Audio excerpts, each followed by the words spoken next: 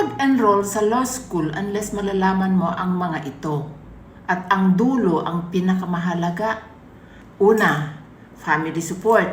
Willing ba silang magsakripisyo para sa'yo? Unless mayaman ka at may house help, may mga gawaing bahay, willing ba sila na gawin yon para sa'yo? Pangalawa, pera. Magastos ang law school. Tuition, books, gas, and other incidental expenses. Pangatlo, time. Gaya ng nasabi ko sa nauna kong vid, mas malala ang law school sa naging wife. Pilit kang pinapabasa kahit ayaw mo na.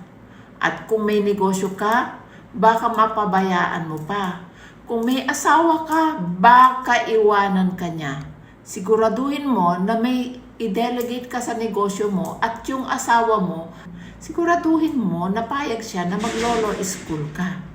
At ang pang-apat at ang pinakamahalaga ay health issues. May diabetes ka, hypertension, eye problem, arthritis o iba pang health issues? Kaya mo bang i-manage kahit may sakit ka? Kahit may pera ka, may time at family support, kung di naman kaya ng health mo, no use. Sana nakatulong. Please follow and share.